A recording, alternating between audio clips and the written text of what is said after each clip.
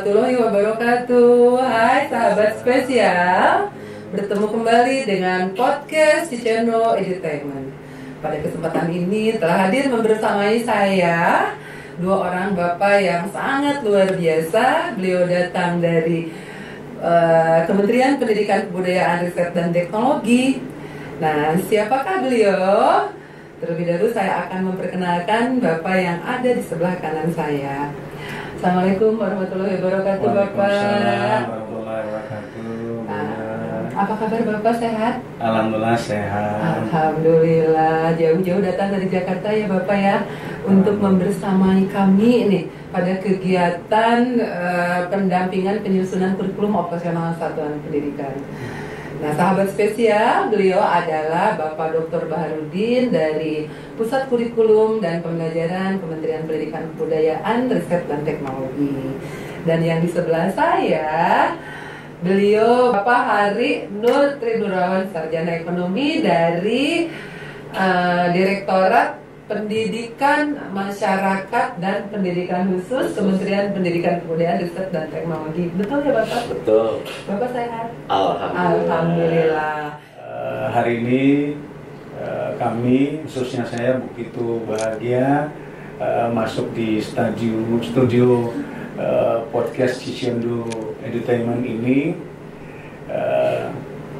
Ini secara kebetulan ada kegiatan yang terkait juga dengan kurikulum Merdeka. Baik Bu Ina dan sahabat spesial, terkait dengan implementasi kurikulum Merdeka ini merupakan bagian yang tidak terpisahkan dari kebijakan yang sudah dikeluarkan oleh pemerintah pusat melalui Kementerian Pendidikan, Kebudayaan, Riset dan Teknologi terkait dengan bagaimana upaya memperbaiki mutu pendidikan. Salah satunya yaitu tentang kurikulum. Implementasi kurikulum Merdeka ini diharapkan memberikan solusi terbaik, terutama terkait dengan persoalan-persoalan yang membuat pendidikan kita sedikit terhambat dalam pelaksanaan, terkait dengan misalnya learning loss kemarin disebabkan oleh COVID. Tapi sebenarnya learning loss itu tidak hanya disebabkan oleh COVID. Bukan satu-satunya. Tetapi juga ada hal-hal lain yang membuat terjadinya learning loss ini. Di antaranya juga tentu kesiapan guru, kesiapan sekolah, dan perangkat-perangkat lain termasuk dukungan masyarakat luas.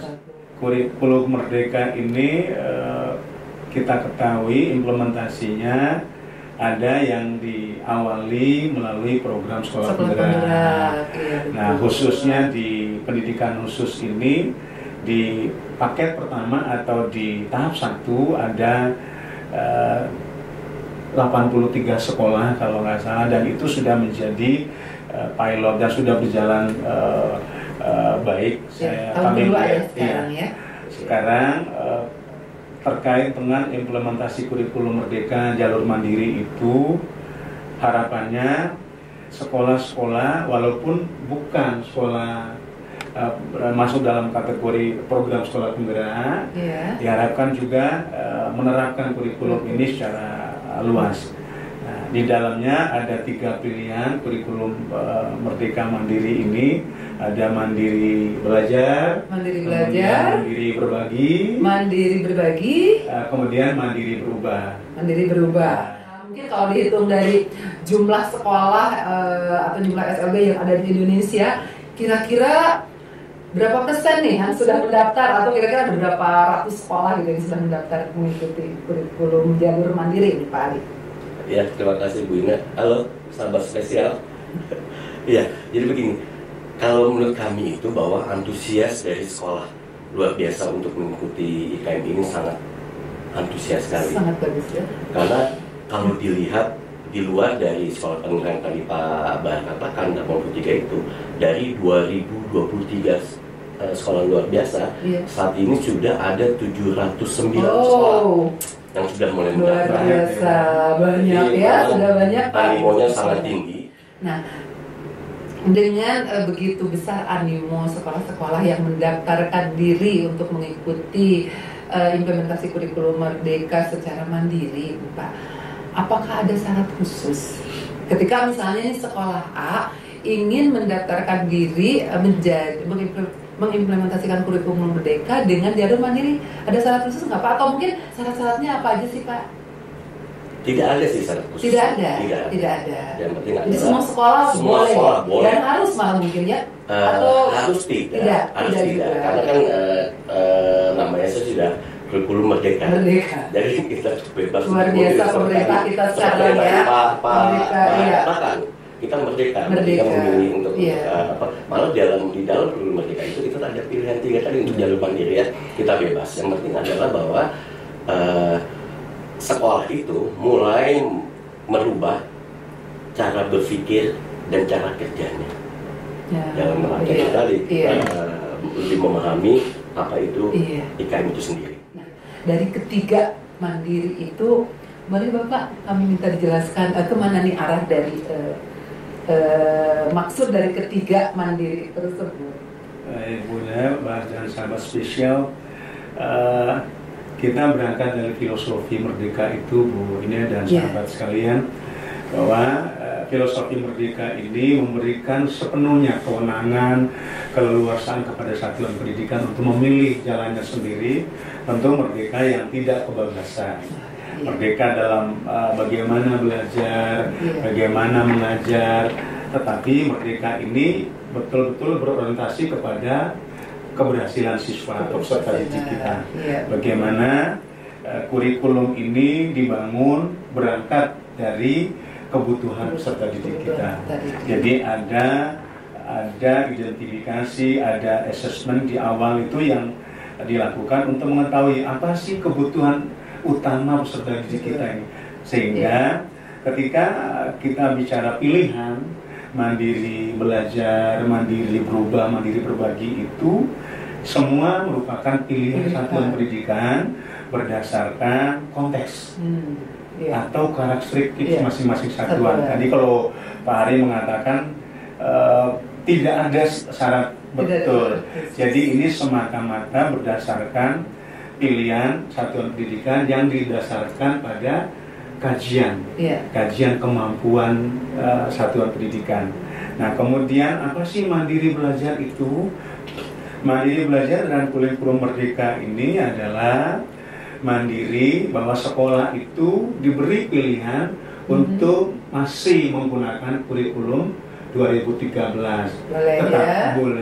Tetapi juga tidak menutup kemungkinan, tidak dibatasi untuk mengambil beberapa bagian dari kurikulum merdeka ini sebagai starting point untuk kelanjutannya. Itu. Kemudian mandiri berubah, itu satuan pendidikan memilihnya lagi-lagi berdasarkan kemampuan.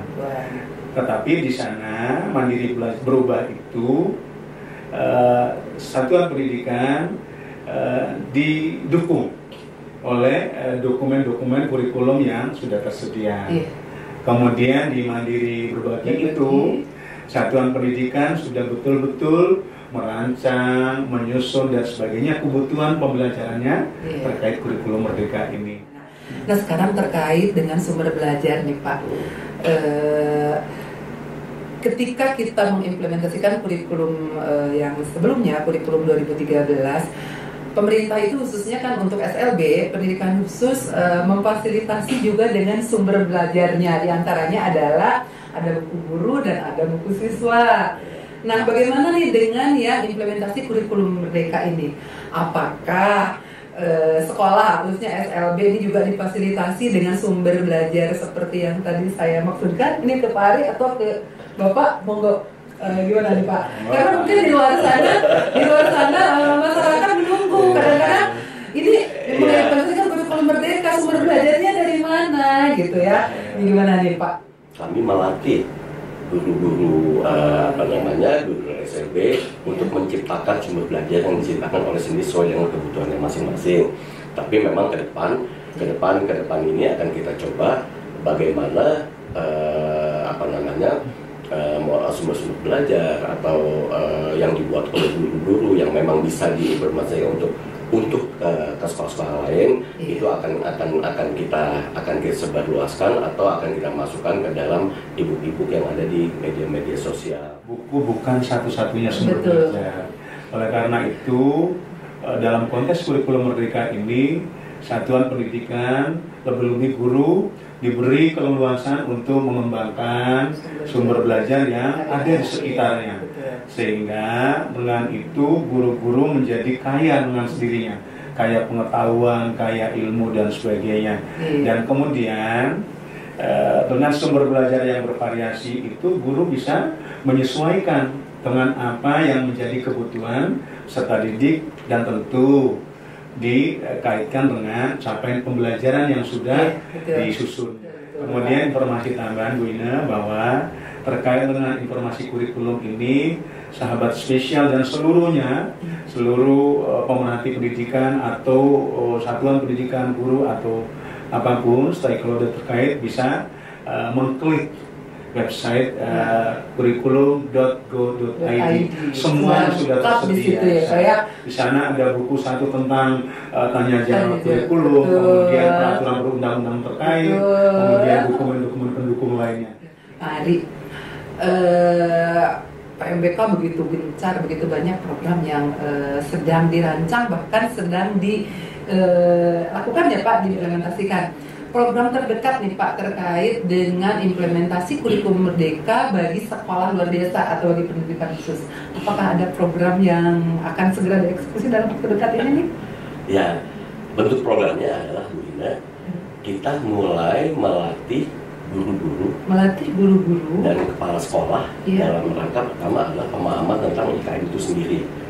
Kedua, dalam IKM itu kan ada kurikulum operasional satuan pendidikan, ada alur tujuan pembelajaran, ada materi ajar. Nah, bagaimana mereka kita berikan bimbingan teknis untuk lebih paham dan lebih tahu dan langsung mempraktekkan.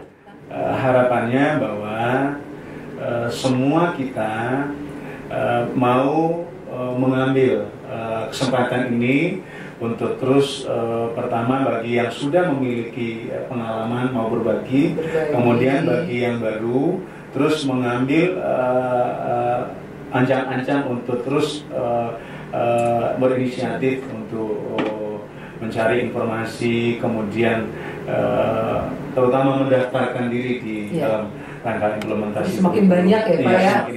Wah, sepertinya menarik sekali nih kalau kita berbicara terus membahas tentang kurikulum nggak akan ada habisnya Pak.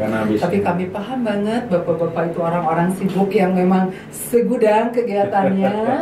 Terima kasih sudah hadir di podcast kami. Mudah-mudahan kedepannya kita bisa bertemu lagi Pak Ari. Pak Bahar, terima kasih informasinya. Yang tentunya ini akan sangat bermanfaat bagi semua sahabat spesial di luar sana. Terima kasih kami ucapkan kepada semuanya. Sampai bertemu lagi. Wassalamualaikum warahmatullahi wabarakatuh. Waalaikumsalam.